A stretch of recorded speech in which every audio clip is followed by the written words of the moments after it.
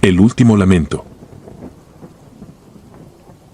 Comencé a trabajar en la funeraria Rosas Eternas a principios de 2012 en la ciudad de Monterrey. Apenas tenía 21 años y no llevaba ni 3 meses en el puesto. Estaba emocionado por haber conseguido un trabajo estable y, a la vez, nervioso por la naturaleza del lugar. Desde niño me habían dicho que los velorios eran espacios cargados de energía, que no todos podían soportar el ambiente y las historias lúgubres que se contaban a escondidas. Sin embargo, me consideraba lo bastante fuerte para enfrentar mis propios miedos. Tenía una necesidad imperiosa de demostrarme que podía con ese desafío, aunque no me imaginaba cuánto me costaría mantener la cordura luego de lo que me sucedió ahí. Las primeras semanas fueron relativamente tranquilas. Me encargaba de la limpieza de las salas, de acomodar las flores y de guiar a los familiares hasta la cafetería improvisada al fondo del pasillo. Aprendí rápido a reconocer el silencio pesado que inundaba los pasillos cuando había cuerpos en exhibición y me acostumbré a la mirada vidriosa y triste de las personas que llegaban a despedir a sus seres queridos. Aún así, conservaba cierta inocencia, cierta idea de que lo peor que podía pasar era tropezarme con una caja o derramar café mientras atendía a los dolientes en la madrugada. Lo sobrenatural parecía un mito que la gente contaba para asustar a los nuevos. Todo cambió durante uno de mis turnos nocturnos. Me había tocado quedarme hasta el amanecer, revisando que no faltara agua, que hubiera suficiente café caliente y que las salas estuvieran en orden. Ya me había acostumbrado a la soledad de aquellos pasillos a las 3 de la mañana e incluso a esa tenue luz amarilla que hacía las sombras más largas y siniestras. Sin embargo, esa noche percibí algo diferente desde que llegué. El aire se sentía más denso, como si costara trabajo respirar. Las luces parpadeaban con más frecuencia de lo habitual, aunque supuse que se debía a un problema eléctrico. No quería predisponerme a nada raro, así que me concentré en mi rutina, limpiando las mesas de la cafetería y acomodando las sillas en filas ordenadas. Me avisaron que tendríamos un servicio bastante discreto, una mujer de mediana edad, fallecida en circunstancias que no me aclararon. La familia aún no había llegado, y me pareció extraño, porque la hora estipulada para el velorio ya había comenzado. Entré a la sala de velación asignada para revisar si todo estaba en su sitio. El ataúd reposaba en el centro, rodeado de un par de arreglos florales y un escaso número de veladoras que iluminaban apenas el rostro pálido de la difunta. Se me erizó la piel al notar que, a pesar de ser un cuerpo en apariencia silencioso, parecía haber cierta tensión en el ambiente, como si algo estuviera a punto de romper la quietud. Sacudí la cabeza y salí rápido, recordándome que todo era fruto de mis nervios. Pasaron un par de horas y nadie apareció. Comencé a angustiarme porque sabía que, en ocasiones, los deudos se retrasaban, pero jamás había visto un retraso tan prolongado. Aún así, mi función era esperar. Justo cuando el reloj marcaba cerca de las 12 de la noche, vi a una mujer mayor vestida completamente de negro atravesar la puerta de la funeraria.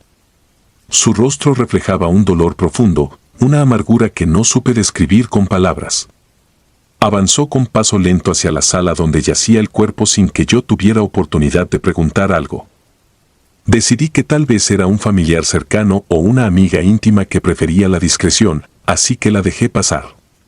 Me mantuve cerca, ya que mi puesto estaba a unos metros, en la cafetería. No escuché nada, ni sollozos ni murmullos, simplemente el leve roce de sus zapatillas contra el piso. Minutos después, la mujer salió de la sala de velación con un gesto de congoja. Se me acercó y, en voz baja, me dijo que era el funeral más triste que había presenciado, no por la difunta en sí, sino por la falta total de familia o acompañantes que honraran su memoria. Me sentí extraño conversando con ella, porque su mirada era penetrante, casi hipnótica, y transmitía una calma misteriosa. Traté de no mostrar mi incomodidad y asentí, añadiendo que no había visto a nadie más llegar. Ella soltó un suspiro y se marchó sin dar más explicaciones. Me quedé solo, con la imagen de la mujer de negro dando vueltas en mi cabeza. El silencio regresó a la sala y tuve la impresión de que el ambiente se había vuelto todavía más pesado. Recuerdo que me temblaban las manos cuando alcé la vista hacia la puerta cerrada de la sala de velación. Estaba seguro de que, en cualquier momento, escucharíamos el murmullo de más personas llegando para despedir a la difunta, pero no ocurrió. Por un instante pensé que quizá habría un error en la agenda o que los familiares habían decidido retrasar la ceremonia por motivos desconocidos. Eran cerca de las 2 de la madrugada cuando escuché algo que me hizo dar un brinco, golpes sordos en el interior de la sala. Me incorporé de inmediato y caminé con cautela hasta la puerta. Al abrir, lo único que encontré fue el ataúd en medio de la penumbra, la misma decoración floral y la misma quietud sofocante. Parecía imposible que alguien estuviera ahí dentro, moviendo cosas, cuando ni siquiera yo había visto entrar a nadie más después de la mujer de negro. Me alejé sintiendo un escalofrío recorrer mi columna vertebral. Tomé valor, respiré hondo y pensé en no perder la cabeza, pero la funeraria parecía tener planes distintos para mí. Traté de despejar mi mente y me entretuve preparando más café. Mientras revolvía el azúcar, escuché un arrastre de sillas proveniente de la misma sala. Era como si alguien estuviera cambiando de lugar los asientos, raspando las patas de metal contra el suelo. Mi corazón empezó a latir con fuerza. Tomé mi linterna y me dirigí otra vez hacia el origen del sonido.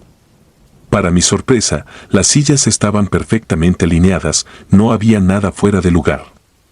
La tensión se hacía insoportable y me costaba tragar saliva. Hasta ese momento, no me explicaba lo que estaba sucediendo.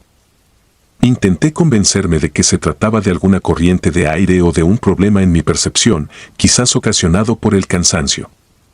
Poco antes de las 3 de la mañana, el teléfono de la funeraria sonó, sobresaltándome. Atendí con voz temblorosa.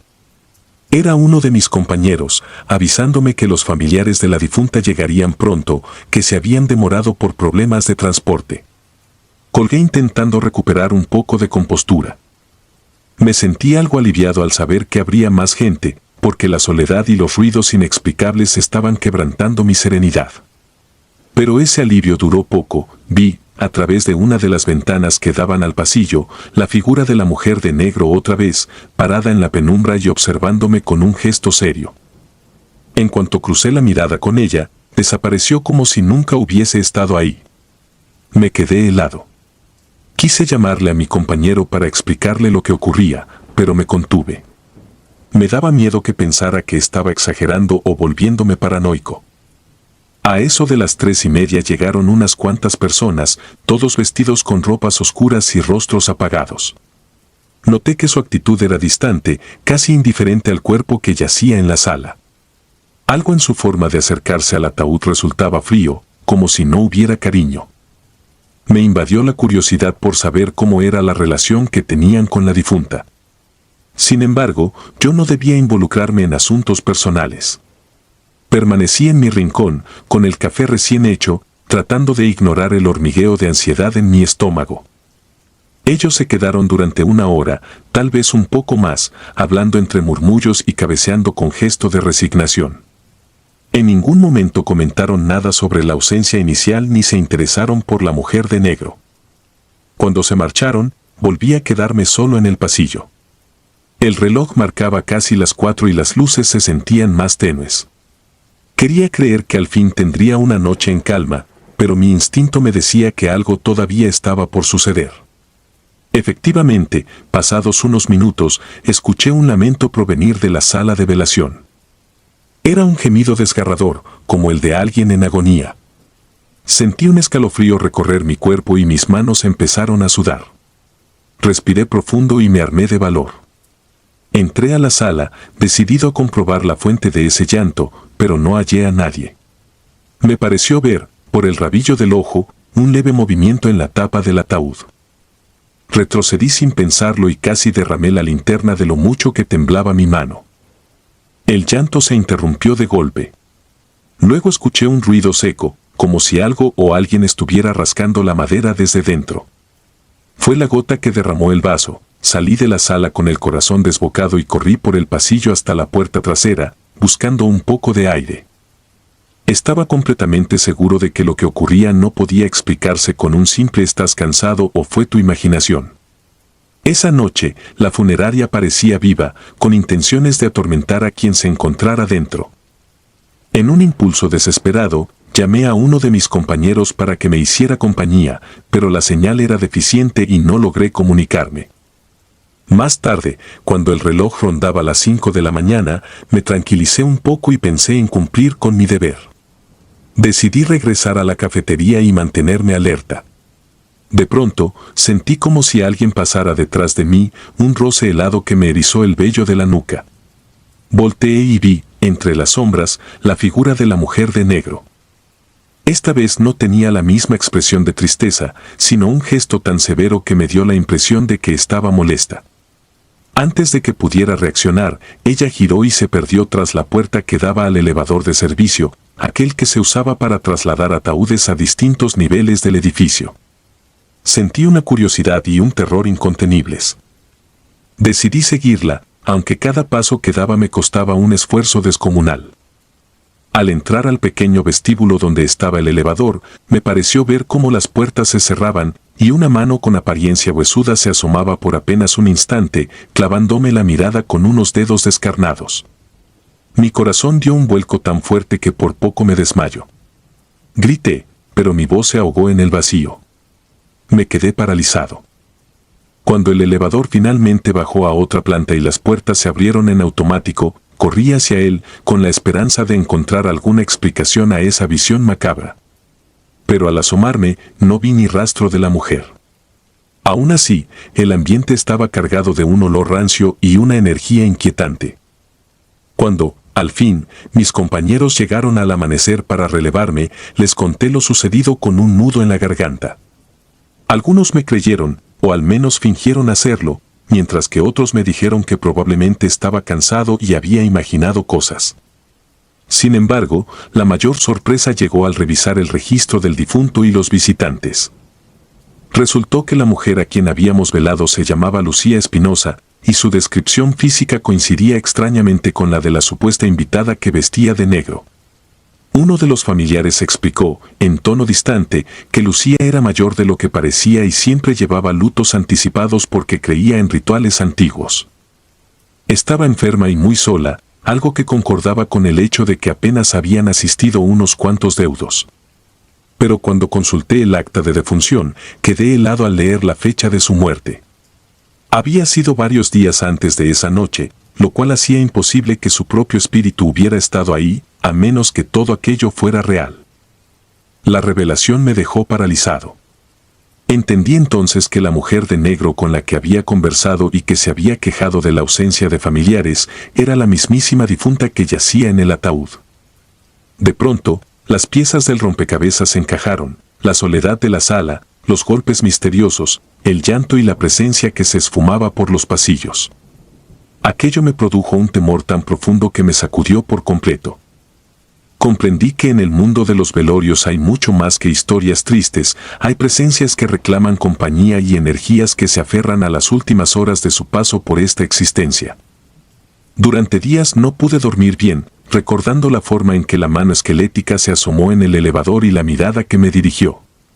Sentía que, en cualquier momento, volvería a verla rondando la funeraria, reclamando la atención que no encontró en vida ni en su último adiós. Esa experiencia me marcó para siempre, haciéndome cuestionar la tenue frontera entre la realidad y lo que llamamos lo sobrenatural. El trabajo no volvió a ser el mismo, cada pasillo, cada sala en penumbras y cada ruido extraño desataban en mí un escalofrío. Aún así, me forcé a continuar, convencido de que era mi responsabilidad y de que, de algún modo, estaba ayudando a las almas a transitar ese tramo final. Han pasado varios años desde aquella noche, pero aún cierro los ojos y me veo ahí, en el pasillo frío, sosteniendo una linterna que apenas ilumina unos metros delante de mí. Todavía siento la opresión en el pecho y el hueco en el estómago al escuchar esos golpes sordos o ese llanto ahogado que venía de la sala. A veces, en mis pesadillas, revive el instante en que la mujer de negro me hablaba con voz calmada sobre la tristeza del funeral. Me despierto empapado en sudor, preguntándome cuántas historias como la mía se repiten en cada rincón de ese lugar, donde la vida y la muerte coexisten en un lúgubre silencio. Nunca olvidaré las palabras con las que me despidió mi jefe al enterarse de mi historia. En este oficio, a veces se velan más que cuerpos. Y no pude estar más de acuerdo. Lo que vi y sentí esa noche es tan real para mí como la sensación de mi propia respiración. Me cambió la perspectiva sobre todo lo que creía saber, y comprendí que, en una funeraria, cada silencio puede esconder un lamento, cada rincón puede albergar un susurro de alguien que se niega a partir. Por ello, cada vez que entro a una sala vacía, rezo en voz baja y enciendo una vela extra, con la esperanza de que, si algún espíritu aún vaga, encuentre un poco de luz en la oscuridad y no necesite alzar su voz para ser escuchado. Esa fue la noche que destrozó mi inocencia y me reveló lo que se oculta tras las cortinas de un velorio en México. Un último lamento que no se detuvo con la muerte. Un atisbo de un mundo que no comprendemos del todo, donde incluso la difunta puede regresar para presenciar su propia ausencia. Algo imposible de olvidar, porque aún, en mis peores pesadillas, siento que esa mano esquelética se estira desde la penumbra para recordarme que hay secretos que jamás deben ser revelados. Ni el tiempo, ni mis intentos de racionalizarlo, podrán borrarlo de mi memoria. Aquella noche en Rosas Eternas me enseñó que el verdadero horror no siempre está en la muerte, sino en lo que insiste en quedarse entre nosotros cuando la vida se ha extinguido. El velorio maldito. Tenía 16 años en el verano de 1993 cuando mis padres y yo emprendimos un viaje hacia un rincón apartado de México, un lugar llamado Hierro Negro, enclavado en un territorio montañoso y azotado con frecuencia por lluvias torrenciales. Mis abuelos habían vivido ahí durante años, y aunque la población entera no llegaba a 1 millar de habitantes, las pocas veces que yo había visitado aquella región la recordaba por su tranquilidad y por las historias antiguas que la gente compartía alrededor del fuego al caer la noche. Decían que en Hierro Negro se habían presenciado hechos inexplicables, sucesos que se volvieron leyendas y que pocos se atrevían a mencionar en voz alta. Yo, por mi parte, iba con la emoción de ver a mis familiares y con la curiosidad típica de mi edad por todo aquello que sonara a misterio o a posible relato de terror. El viaje en auto desde la ciudad duró medio día. Al llegar, noté que el entorno se sentía más silencioso de lo habitual. Había casas de adobe dispersas, techos de teja añeja y perros famélicos que se movían con cautela por las calles de terracería. Una bruma densa cubría los cerros y el aire era húmedo y casi helado, aunque estábamos a mitad de año. Mis padres no tardaron en explicarme que nuestra visita coincidía con una noticia funesta. Un familiar lejano, alguien del lado de mi abuelo materno, había fallecido de manera repentina y la familia estaba de luto. No estaba del todo claro si el occiso era un primo o el tío de mi madre, o una relación más complicada. En esos pueblos, las líneas de parentesco a menudo se enredan, pero lo importante era el momento delicado que se vivía. Recuerdo que esa misma tarde, apenas acomodamos nuestras maletas y saludamos a mis abuelos, mis padres me hicieron saber que iríamos a dar el pésame a la familia del difunto. A mí me incomodaban los funerales. Eran escenarios sombríos donde el ambiente se saturaba de dolor y de extraña energía, pero no tenía opción de quedarme atrás. Acompañé a mis padres con el corazón apretado y una curiosidad que me retorcía el estómago. Temía encontrarme cara a cara con un ataúd abierto o con rostros deshechos por la pena, situaciones que me resultaban demasiado incómodas para soportar a mi edad. La casa donde velarían al difunto se ubicaba en la parte más antigua del pueblo, casi al pie de un peñasco. Al aproximarnos, notamos gran cantidad de personas en la entrada. El velorio se llevaba a cabo en un patio amplio cubierto con una lona sucia que apenas protegía de la llovizna intermitente. Había macetas volcadas en las esquinas, lámparas de petróleo distribuidas sobre mesas improvisadas y un silencio raro, como si la gente murmurara apenas por compromiso. El ataúd, por su parte, me impresionó. No tenía la tapa puesta, solo la estructura de madera que formaba las paredes y la base. Podía verse por completo el cuerpo del hombre, de unos 40 y tantos años, con un rostro hinchado y un color cenizo que me revolvía el estómago. Nunca había presenciado a un muerto tan cerca, y menos con el rostro expuesto de esa manera. Los familiares se acercaban y salían, se quedaban de pie o se sentaban en sillas desvencijadas, lloraban o guardaban silencio dependiendo de la fuerza con la que les golpeaba la pena. Yo me mantenía cerca de mis padres, pero no dejaba de observar los detalles que hacían que todo se sintiera aún más perturbador. Había varias ramas clavadas en el suelo alrededor del ataúd. En la punta de cada rama colgaban figuras retorcidas, hechas con hojas secas y amarradas con cordeles de fibras vegetales. Parecían talismanes o símbolos extraños que no podía descifrar. Algunas tenían forma de cruces torcidas, otras parecían vagamente humanas, con extremidades informes. Un escalofrío me recorrió el cuerpo al pensar que aquello era algún tipo de protección o ritual que yo desconocía. La tarde avanzó y las nubes grises descargaron más lluvia. De pronto, un trueno estremeció los cerros y lo siguiente que recuerdo es ver a la gente correr para resguardarse y tratar de meter las velas, las sillas y las flores al interior de la casa. El ataúd seguía en el patio, pero algunos hombres ya estaban organizándose para levantarlo y llevarlo dentro. El problema era que no había suficiente espacio en la sala principal y varios gritaban que había que mover muebles y despejar un rincón para acomodar el féretro. Fue en ese caos que escuché como un transformador eléctrico estallaba a la distancia, lo que causó que toda la cuadra quedara a oscuras. El único resplandor momentáneo provenía de los relámpagos que caían cerca y de las lámparas de petróleo que comenzaban a extinguirse con las ráfagas de viento. La penumbra se convirtió en un lienzo de sombras que se extendían por las paredes y el piso húmedo. Voces asustadas se mezclaban con el estruendo de la tormenta. En medio de este alboroto, oí un grito agudo de mujer.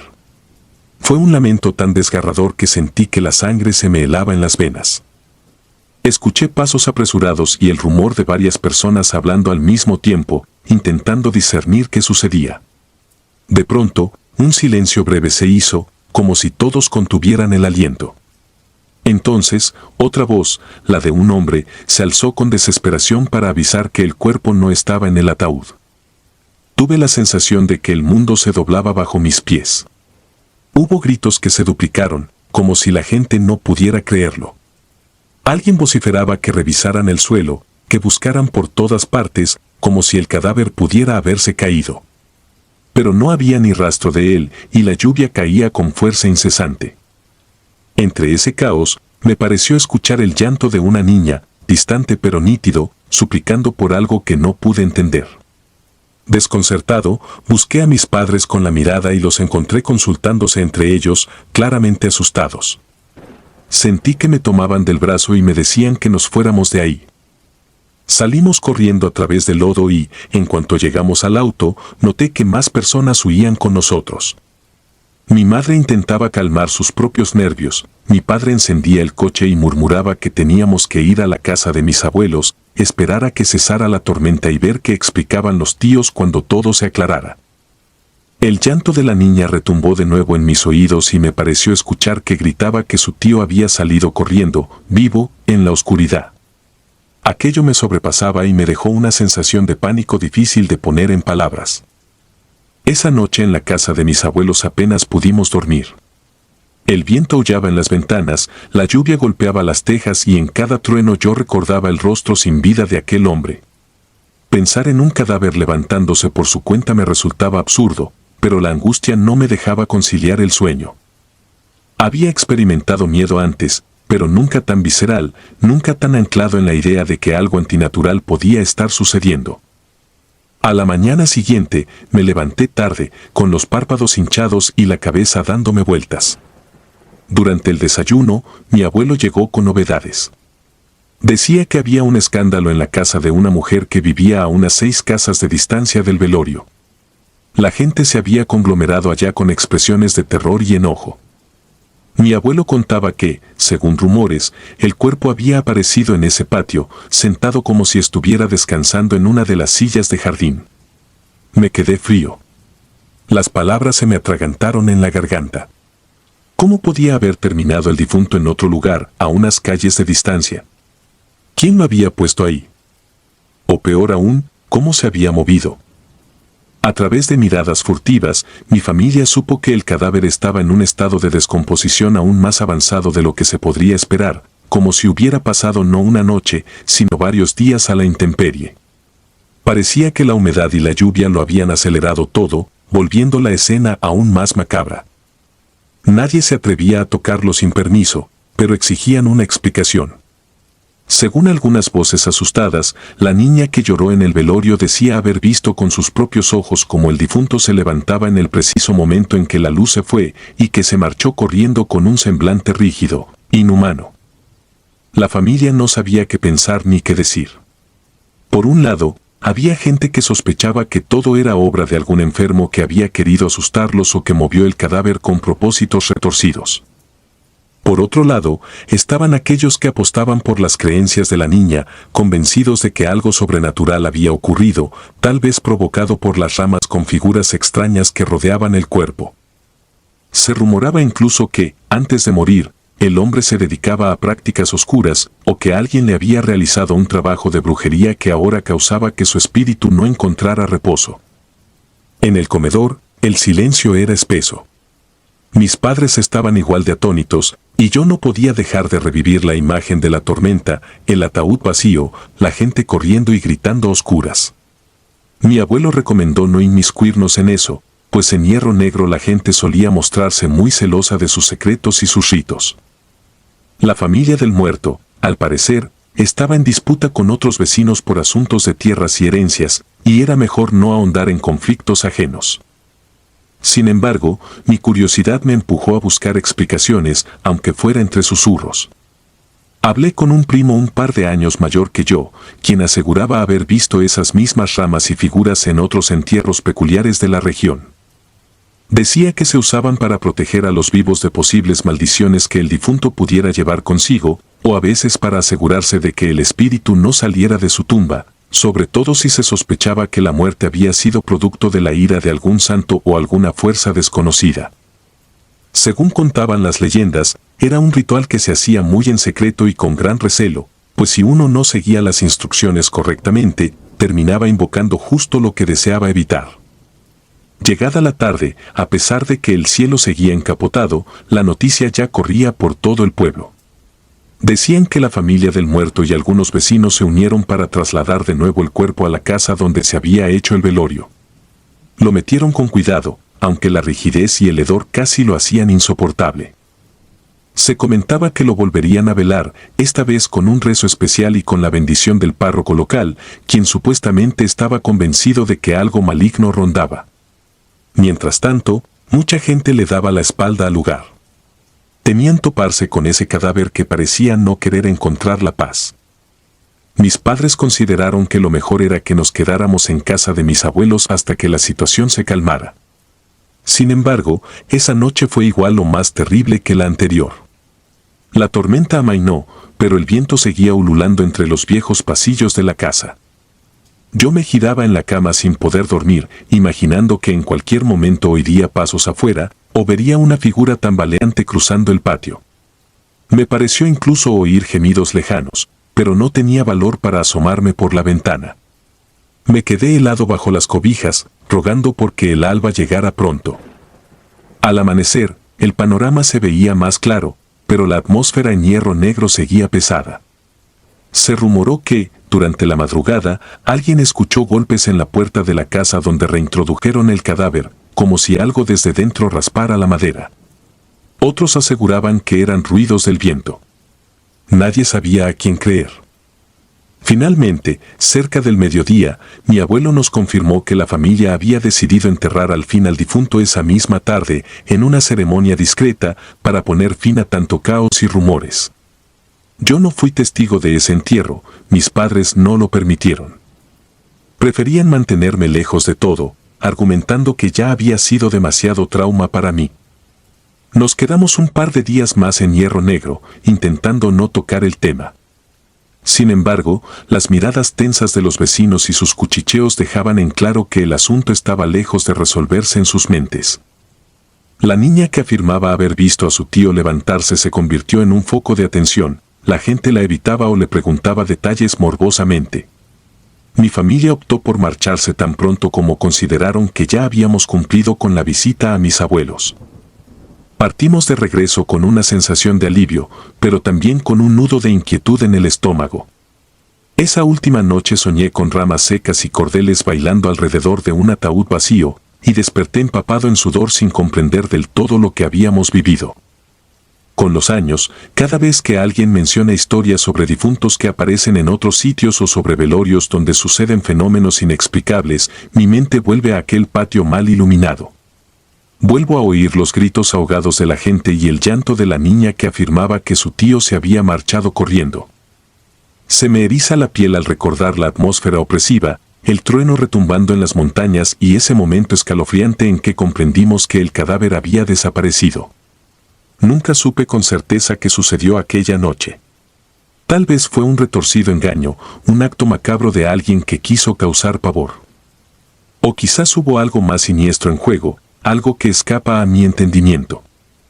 Todo lo que sé es que, desde entonces, al anochecer, suelo imaginar esa figura mojada y rígida deambulando por las veredas oscuras de hierro negro, con la mirada perdida y un último susurro detenido en sus labios inertes.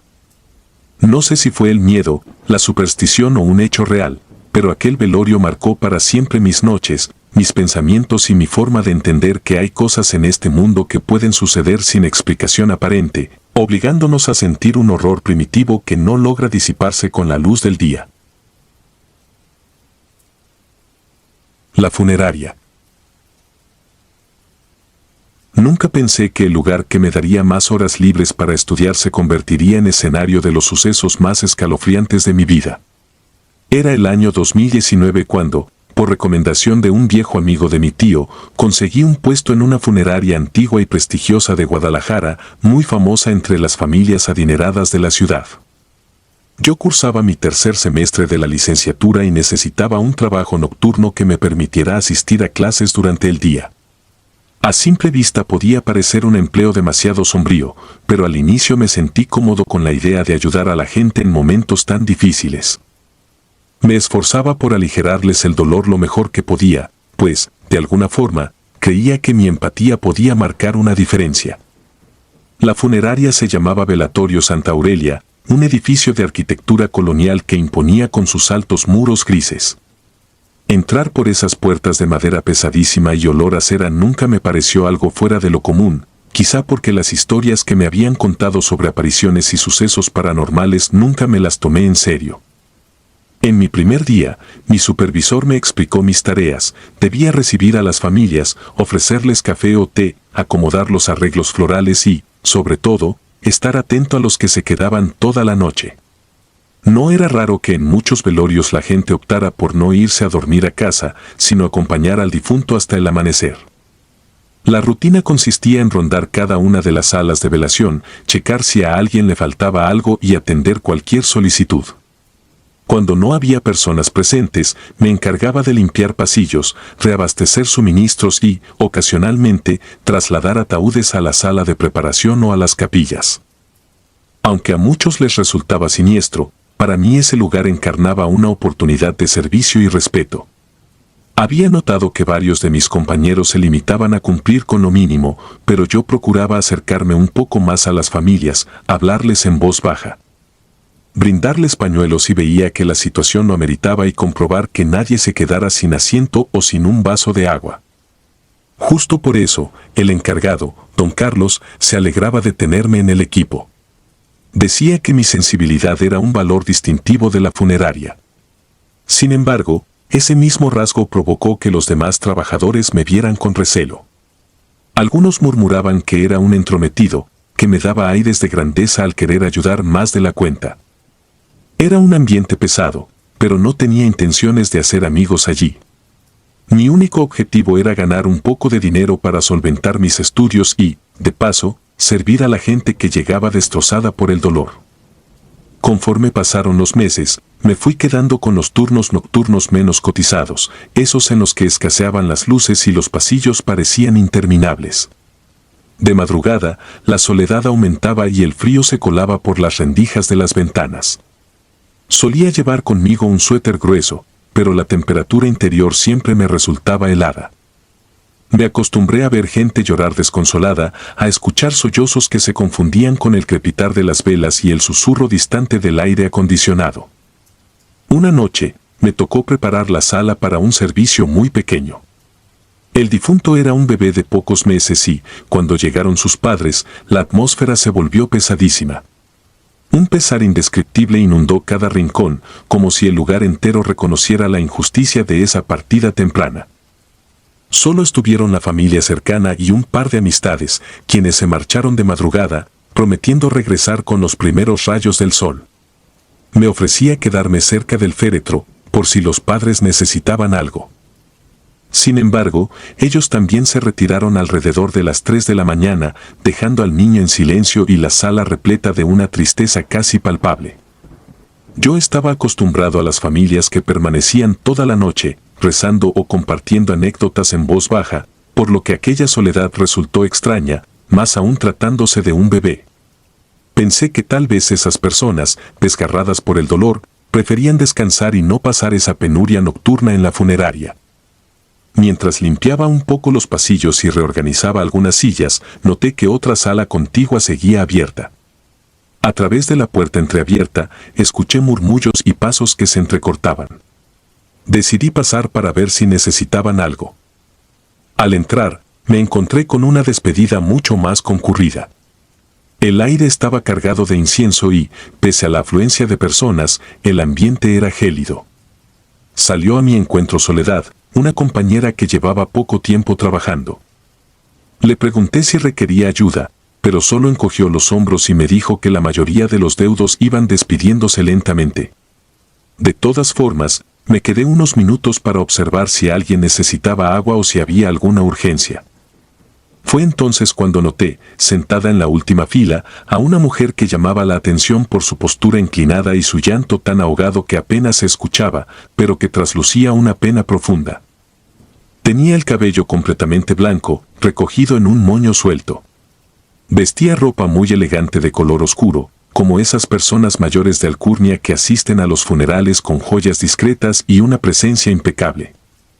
Lo más llamativo era cómo se cubría el rostro con ambas manos, arrugadas y temblorosas, mientras sus hombros se estremecían por un sollozo continuo. Aún con varias sillas vacías alrededor, se mantenía en la penumbra de la esquina, como si quisiera apartarse de todos. Me acerqué lento, sin querer perturbar la ceremonia familiar que se desarrollaba cerca del féretro. Los más cercanos al difunto oraban en silencio, mientras algunos se despedían y salían con paso cansado. La mujer no se movió de su lugar, era como si estuviera clavada en ese banco, librando una batalla interna imposible de apaciguar. En ningún momento me dirigió la mirada. Vi a Soledad hablando con un señor robusto, así que decidí darle tiempo para que gestionara sus propias tareas. Sin embargo, me inquietaba que aquella anciana pudiera descompensarse o requerir alguna asistencia. Cuando avancé un par de pasos más, ella giró ligeramente la cabeza, pero no alcancé a ver sus facciones. Pareció percibir mi presencia y, acto seguido, se movió unos centímetros para darme la espalda. Intenté no tomarlo como un desaire, aunque ese pequeño gesto me resultó perturbador. La sala estaba más fría que de costumbre y el rastro de humo de un cirio se arremolinaba en el aire, generando figuras etéreas. De pronto, escuché que Soledad me llamaba desde la entrada, invitándome a tomar un receso para cenar algo en la pequeña cafetería de la funeraria. Miré a la anciana de reojo y vi que se levantaba con lentitud, quizá para acercarse al féretro. Pensé que lo mejor era dejarla en su espacio y reanudar mi guardia después de comer. Salí un momento con Soledad. Ella me contó que aquella familia pertenecía a un barrio histórico de la ciudad y que el difunto era un hombre de 70 y tantos años. Murió víctima de una enfermedad degenerativa y la mitad de los asistentes se había retirado temprano. Terminamos de cenar en unos 20 minutos y volvimos a la sala para asegurarnos de que todo estuviera en orden. Encontramos a algunas personas dormitando en las bancas, varios niños cubiertos con mantas y el féretro rodeado apenas por 3 familiares que parecían rezar en susurros. Noté que la atmósfera se había calmado un poco, no se escuchaban llantos desesperados ni las plegarias exaltadas de antes. Entonces me di cuenta de que la anciana ya no estaba. Busqué con la mirada, pensando que tal vez se había unido al grupo más cercano al difunto, pero no aparecía por ningún lado. Incluso me asomé al pasillo contiguo y luego revisé la sala de espera junto a la recepción, sin éxito. Me extrañó porque minutos antes la había visto tan afligida que dudaba que se hubiera marchado sin despedirse. Sin embargo, no quise hacer demasiado escándalo, considerando que quizás solo fue una conocida de la familia que vino a dar el pésame y se fue. Cuando estaba a punto de salir, me llamó la atención el fervor con que una señora rezaba al lado del ataúd. Parecía en trance, murmuraba algo que apenas se entendía. Entonces mi curiosidad se encendió y, como no había mucho más que hacer, di unos pasos para echar un último vistazo. No sé por qué lo hice, supongo que el recuerdo del llanto de la mujer mayor me tenía inquieto. Desde mi posición, solo podía ver parte del interior del féretro, alcancé a distinguir un mechón de cabello blanco. Fue entonces cuando, de golpe, la sangre me hirvió en las venas.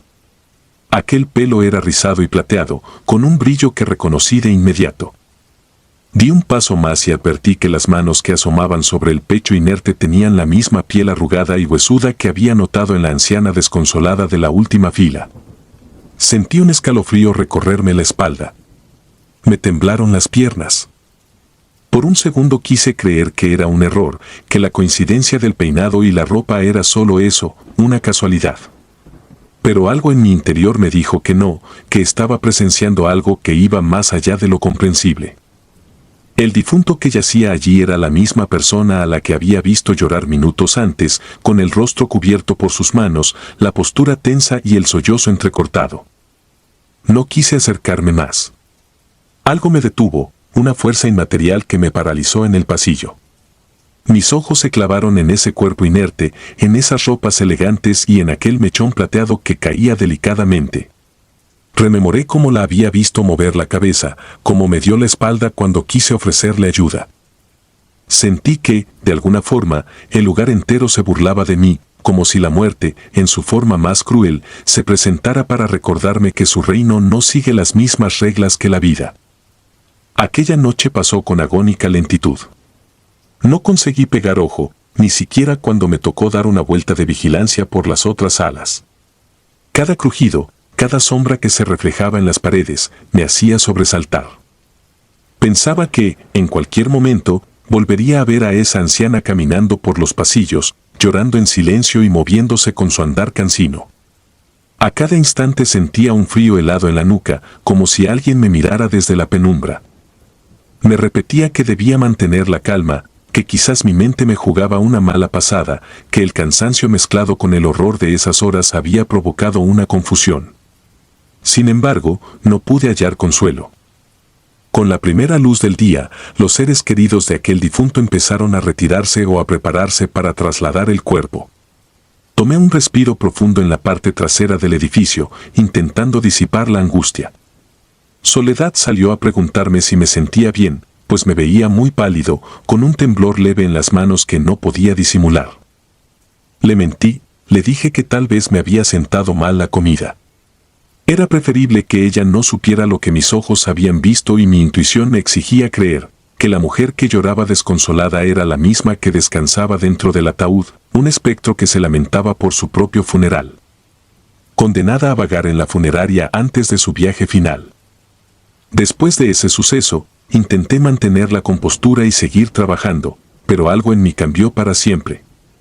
Dejé de sentirme tranquilo en los pasillos y me ponía tenso cada vez que alguien mayor se sentaba solo a llorar. Mis nervios se disparaban con cualquier ruido extraño, un portazo por la corriente de aire, un vaso que se caía en la cafetería, el susurro del sistema de ventilación. Todo me parecía indicio de que, en cualquier momento, volvería a enfrentar algo que mi razón no podía explicar. Algunas semanas después, decidí que no podía continuar en ese lugar. Cada noche el recuerdo se repetía en mis sueños, la mujer con el cabello blanco llorando en la última fila y, luego, el cuerpo yaciendo, inerte, en el ataúd. Nadie más de mis compañeros comentó algo parecido. Tampoco volví a ver a esa presencia, pero el solo hecho de recordar su imagen me hacía sentir un peso en el pecho. Renuncié al empleo con la excusa de necesitar más tiempo para mis estudios y don Carlos lo aceptó con visible tristeza, pues apreciaba mi desempeño. Nunca me atreví a contarle la verdad. Al irme de aquel trabajo, creí dejar atrás todas esas experiencias. Pero la memoria es traicionera y, por las noches, aún puedo escuchar el sollozo de esa anciana que me hiela la sangre. A veces, incluso ahora, juro que oigo pasos a mis espaldas o que veo un mechón de cabello blanco desaparecer tras una puerta. Tal vez sean alucinaciones o quizá una advertencia de que la muerte permanece más cerca de lo que deseamos admitir. Conservo la idea de que una fuerza inefable se manifestó esa madrugada, como queriendo revelarme que, en un velorio, las barreras entre nuestro mundo y el otro se tornan frágiles, casi inexistentes. Y pese a todo, me sigue estremeciendo el recuerdo de aquel cabello plateado, el lamento incesante y la terrible constatación de que, a veces, los muertos pueden desear velar su propia partida. Desde entonces, cada vez que paso cerca de una funeraria, acelero el paso y me invade un leve mareo, un escalofrío que recorre mi cuerpo y me recuerda que hay cosas de las cuales es imposible escapar. No sé si volveré a toparme con algo semejante, pero esa noche en Guadalajara selló mi convicción de que en los velorios, en esa frontera entre la vida y la muerte, suceden cosas que desafían nuestro entendimiento. Mi relato no es un cuento fantástico, sino el testimonio de un instante en que la realidad se rompió ante mis ojos. Y cada vez que alguien me pide describir aquello que viví, solo puedo decir que fue un encuentro con un dolor que trascendía cualquier explicación lógica. Un llanto tan amargo que ni siquiera la muerte lo había silenciado. Un lamento eterno que, si cierro los ojos, todavía resuena en mi mente. La penumbra. Aún puedo cerrar los ojos y sentir cómo el aire frío de aquella noche de 2009 estremecía hasta los huesos. Tenía 14 años y vivía con mi papá, Humberto, en un pequeño barrio de Michoacán. Éramos solo él y yo la mayoría del tiempo. Mi mamá había fallecido cuando era más chico, y desde entonces aprendí a no hacer preguntas innecesarias sobre el oficio de mi padre. Él trabajaba como asistente en un servicio funerario, se encargaba de trasladar cuerpos y ayudar en el montaje de los velorios. Nunca sentí que fuera un trabajo muy agradable, pero admiraba su dedicación. Cuidaba cada detalle para tratar a los muertos con respeto, aunque también había algo pesado y lúgubre en el ambiente cada vez que regresaba de madrugada con la vista perdida. Sin embargo, aquella noche marcó un antes y un después en mi vida. Fue la última vez que lo vi con verdadera determinación y, al mismo tiempo, un terror que parecía hundirse en sus pupilas. Cuando sonó el teléfono esa noche, estábamos cenando arroz y pollo en el comedor. El timbre quebró el silencio de forma abrupta. Sin decir una sola palabra, mi papá se levantó, atendió la llamada y asintió 2 o 3 veces. Alcancé a escuchar un "no te preocupes, Herminio, yo me encargo". Colgó y me miró con algo de duda. Me pregunté si pretendía dejarme solo hasta que, por mi expresión, entendió que yo prefería acompañarlo a quedarme en casa.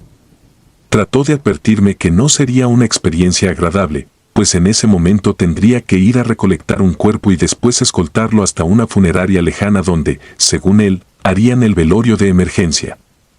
Aún así, me metí mi chamarra y lo seguí, sin una sola palabra. No llovía, pero el cielo tronaba a lo lejos. Michoacán tiene esas épocas de lluvias intermitentes y niebla densa, sobre todo en zonas serranas. Subimos a nuestro viejo automóvil, un sedán que rugía cada vez que giraba la llave. Solo teníamos que ir por la camioneta de la funeraria, donde normalmente se colocaba el ataúd. Mi papá estacionó el auto detrás de la oficina, me pidió que esperara un segundo y él entró a firmar unos papeles.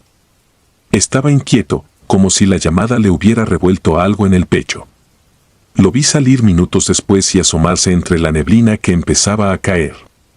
Se subió a una camioneta blanca, con rótulos ya desteñidos. Manejó hasta quedar estacionado muy cerca de donde yo lo esperaba. Me hizo señas para que me subiera rápido. No quería que los demás notaran mi presencia, tal vez porque no era usual que llevara a su hijo a esas diligencias. Dentro de la camioneta reinaba un silencio espeso. Solo se escuchaba el resonar de mi respiración y el leve chirrido de las cadenas que sostenían el ataúd de metal. A veces, en cada curva, el ataúd se deslizaba un poco, y pensé que alguien, desde dentro, podía golpear la tapa pidiendo ser liberado. Mi papá se dio cuenta de mis miradas inquietas hacia la parte posterior y me preguntó en voz baja si estaba bien. Asentí sin querer más preguntas. No deseaba exponer mi creciente pánico. Él me pidió que lo ayudara a observar la ruta, porque era fácil perderse entre veredas y niebla. Se lo agradecí en silencio. Sentía que así, con la tarea de no desviarnos, mantenía mi mente ocupada. Conforme nos alejábamos de las luces del pueblo, la niebla parecía abrirse paso a nuestro alrededor. Parecía viva. Era una de esas noches en que la oscuridad abraza todo, y uno no logra diferenciar dónde termina la carretera y empieza la maleza. Encendimos las luces altas y avanzamos. Por momentos, sentía que el foco del camino desaparecía y creí ver bultos blancos a los lados, figuras borrosas que se movían entre los árboles como si nos observaran desde lejos. Intentaba convencerme de que solo eran troncos retorcidos o neblina que jugaba con mis ojos, hasta que mi papá soltó un murmullo. Me preguntó si yo veía gente de pie, escondida tras los pinos. No pude responder. Una mezcla de escalofrío y mutismo me congeló. Me hundí un poco en el asiento y bajé la mirada. De pronto, la niebla cedió de manera abrupta y el camino se aclaró. Me permití mirar de reojo por la ventana. Alcancé a distinguir una silueta humana, quieta junto a un árbol. Sentí un vuelco en el estómago. Quise creer que se trataba de algún vagabundo o un trabajador atrapado en medio de la nada. Pero un segundo después, mi papá disminuyó la velocidad de golpe. Había más personas, o lo que parecían personas, paradas entre los pinos, mirando hacia la carretera, inmóviles. Nunca antes había visto tanta quietud. Mi papá me pidió, con firmeza, que me agachara. No dudé. Me tapé con su chamarra sin entender qué estaba pasando. Sentí un terror ancestral, como si esas figuras pudieran ver más allá de la carrocería. No escuché ningún ruido. Ni pasos, ni voces, ni nada. El mundo se reducía al sonido del motor y mi corazón latiendo con fuerza. Mi papá se detuvo por completo cuando llegamos a un portón enorme. Bajó muy despacio y comenzó a hablar con alguien que se acercó. No alcancé a oír palabras, solo murmullos, tal vez por el aire gélido y mi respiración agitada. Escuché cómo abrían la parte trasera, el rechinar de las cadenas que aseguraban el ataúd y voces apagadas que daban instrucciones. A ratos parecían rezos o conjuros, no sabría explicarlo. De pronto, mi padre se despidió con un Dios los ampare o algo similar. Fue imposible no temblar cuando lo oí. Él siempre era muy racional, no acostumbraba a usar esa clase de expresiones. Eso solo alimentó mi miedo. Me atreví a descubrir un poco mi cabeza y vi, por la ventanilla trasera, que estábamos frente a un edificio tan grande y macabro que costaba pensar que fuera una funeraria. Parecía una mansión de estilo antiguo, con ventanas alargadas y una puerta principal de arcos altos. Sin embargo, solo había oscuridad. Ni un solo foco iluminaba la entrada. Un hombre alto se mantenía parado, inerte, bajo el umbral del portón. Vestía ropas eclesiásticas pero no comunes, llevaba un atuendo con detalles dorados, parecido al de los obispos, y sostenía un bastón con un crucifijo en la punta. Aunque era difícil de distinguir en la penumbra, juraría que tenía los ojos fijos en mí. Me encogí como un animal acechado. Mi papá regresó a la camioneta y me hizo una señal con la mano, en silencio, indicándome que no hiciera ningún gesto que delatara mi presencia. El portón se cerró lentamente y del lado opuesto, entre los árboles, se divisaban varias personas caminando hacia la funeraria, despacio, como si formaran una procesión fúnebre a medianoche. Se movían con pasos torpes, casi arrastrando los pies, y me parecieron extrañamente pálidas, quizá desnudas o cubiertas de ropas tan grises que se confundían con la niebla. No pude ver más porque mi papá encendió el motor y dio la vuelta. Me quedé con la imagen de esas siluetas acercándose en fila hacia la vieja mansión, acompañando el ataúd que acabábamos de dejar. Un escalofrío me recorrió la espalda al pensar que, tal vez, no solo transportábamos un cadáver, sino algo mucho más siniestro. Casi sin pronunciar palabra, regresamos a la carretera. Papá sacó su teléfono y marcó a alguien. Lo escuché decir, ¿ya lo entregué? Sí. No pregunté nada. El tono de su voz era sombrío, como el de un hombre que acaba de ver un suceso indescriptible. Intuí que la otra persona le respondía algo relacionado con un temor similar, porque mi padre soltó un suspiro entrecortado. Colgó sin añadir más y apretó el volante con fuerza. Nos adentramos en otro banco de niebla, uno tan espeso que parecía algodón. Mi padre manejaba a vuelta de rueda, los faros apenas alumbraban 1 metro adelante. Tuve la sensación de que estábamos atravesando un lugar que no pertenecía a este mundo. Tras unos minutos eternos, la niebla se disipó. Pudimos seguir avanzando a mayor velocidad. Me acomodé en el asiento, intentando calmar la taquicardia que me azotaba. Papá me miró de reojo con una mezcla de culpa y alivio. Nunca lo había visto tan vulnerable. Parecía arrepentido de haberme llevado, pero a la vez mostraba cierto alivio de no haber estado solo durante todo ese episodio. No quise dormir esa noche al llegar a casa. Mi padre se encerró en su habitación y no salió hasta la mañana siguiente. Desayunamos en silencio, con el televisor encendido, pero sin prestar atención a las noticias. En mi mente solo se repetía la imagen de aquellas figuras en la oscuridad. Parecían acompañar algo más que un simple cuerpo inerte. Era como si supieran que ese lugar no era un simple recinto fúnebre, sino un punto donde la realidad y la muerte se fusionaban. Pensé en el hombre vestido de obispo, en su mirada penetrante, en el contraste de la niebla con los muros de la mansión y en el ataúd que retumbaba con cada bache. Todo aquello se me antojaba parte de un mundo paralelo que, de algún modo, se había cruzado en nuestra ruta. Las semanas pasaron y papá no habló del tema. Evitaba mirarme a los ojos cada vez que le insinuaba alguna pregunta. Parecía más cansado, como si le hubieran robado parte de su vitalidad aquella noche. Aún así, continuó con su rutina. Llegaba tarde, se levantaba temprano, cumplía con traslados y papeleos. Por mi parte, comencé a tener pesadillas recurrentes, soñaba con personas pálidas caminando en fila hacia una casa inmensa en medio de un bosque. Soñaba que yo estaba atrapado en un ataúd, golpeando la tapa metálica, implorando que alguien me escuchara. Y, por encima de todos los sueños, se alzaba la figura de aquel hombre de ropas eclesiásticas que me señalaba sin decir palabra.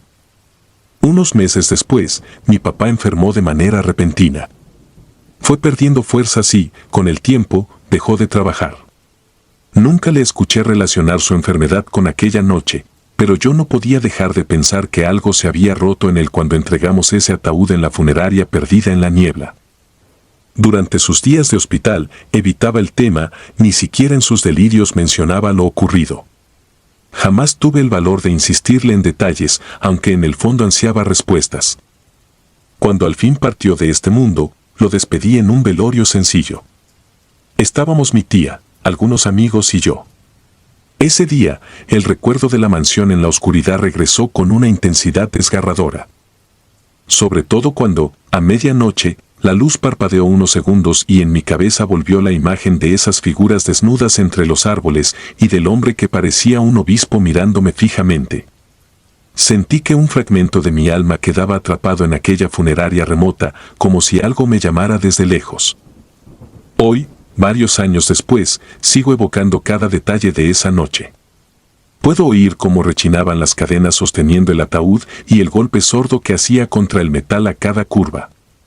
A veces me despierto con sobresaltos, convencido de que alguien llama desde dentro de un féretro, esperando que lo deje salir. No sé con exactitud a quién llevábamos o cuál era el propósito de aquel extraño velorio improvisado, ni por qué tantas sombras nos observaron con sus ojos ávidos de muerte. Lo único que conservo es el peso sofocante de ese silencio y la última mirada de mi padre al encender la camioneta, una mirada cargada de terror y culpa. Ignoro si alguna vez encontraré las respuestas. A veces pienso que, si me atreviera a regresar a aquella carretera perdida, podría volver a ver las siluetas pálidas caminando sin prisa hacia la mansión. Quizá el hombre con su atuendo de obispo seguiría esperando al siguiente cuerpo para llevar a cabo un ritual cuyos detalles prefiero no imaginar. Pero no quiero descubrir más. Hay noches en las que cierro los ojos y siento que, detrás de mí, se deslizan esas figuras entre los árboles, acercándose en fila. Mantuve el secreto por años, temiendo que nadie me creyera, y aun si lo hicieran, me aterraba abrir otra vez la puerta a ese mundo oscuro. Prefiero guardar mis recuerdos, aunque el terror me acompañe en cada respiración.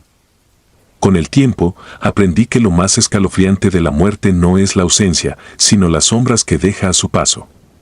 A veces, la verdadera pesadilla no está en el cadáver que transportamos, sino en lo que queda flotando alrededor, esperando un descuido para abrirse camino en nuestras almas.